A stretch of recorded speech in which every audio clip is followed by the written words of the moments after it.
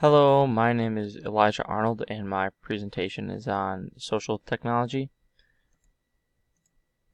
I argue that technology is taking over our lives.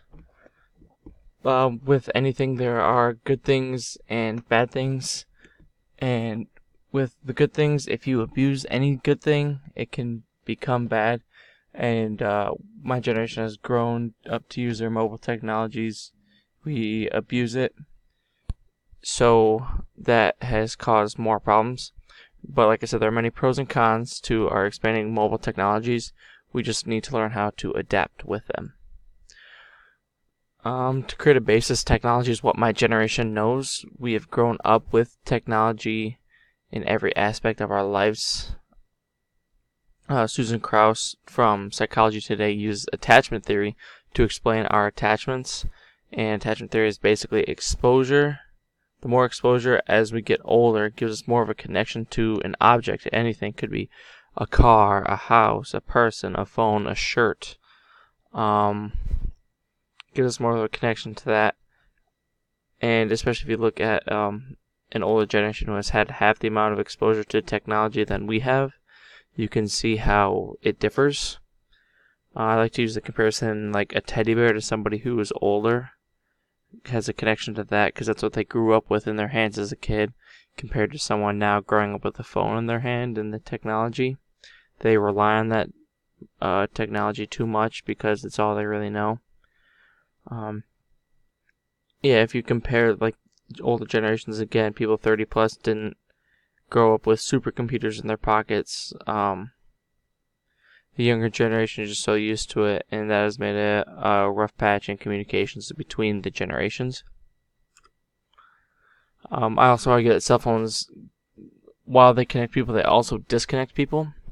We are always connected to our devices. It's in our thoughts, in our pockets, in our speech, but not always connected in our lives. People would rather text than call somebody or go see them in person, because it's more convenient, but it sacrifices physical interaction. Although it is possible, it is hard to build a valuable connection only through media because you are missing that human interaction, the physical contact, touch, body language, emotion from talking. Somebody could be connected to their best friend online, but when you're in person, you could act a completely different way. Just because it's easy. Let's say you're texting them on your phone, you can think about what you want to say when in person. The real you acts on the moment, and people can see you for who you are, not who you want them to see. Going alongside that, being connected always connects you to more negative things. Beth Daly was talking about in one of our articles how behavioral scientists have proven that people spend at least 3 hours a day on their phone, and most of the time it's doing pointless tasks like playing games or just surfing the web.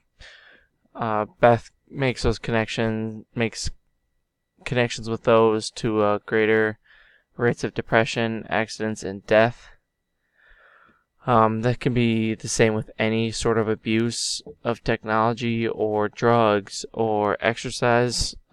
Just because somebody's using it more.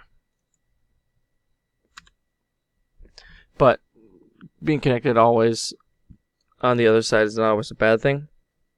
Krauss, the lady who I talked about earlier in the presentation, said that you can always have the phone and technology and stuff on your side and keeps you connected to people that you care about. So I made the point that you might have time to talk to everybody every day, and sending someone a text or that you're thinking about them and stuff makes a big difference. It's easier to stay connected to loved ones too, because they could be far away, maybe in a different state. And it also makes like jobs easier, because let's say I was a salesman and I wanted to sell somebody some plastic in China. 2 buttons and I'm talking to them. And I think that's just a really amazing thing. But then again, like I said, it's a really good thing, but people abuse it, and it turns into a bad thing. I think we need to grow together with our technological advancements, like our mobile devices and everything, not apart with them. We need to use those advancements to grow closer to each other and interact better, not just more. We need the quality, not the quantity. We also need to not forget that we have in our lives, like what we have in our lives that we could lose if we lean more toward the technology side, like relationships, production, quality, and anything, and just happiness. If it's used right and not abused, I think we can adapt better. So my solution I was thinking about was just unplug every once in a while.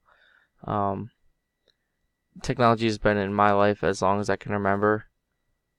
So, and I know that's everybody in my generation. So we need to realize how much technology we use to fix these problems. Like I was saying earlier, you need to understand the differences between the generations and how people have their connections to technology.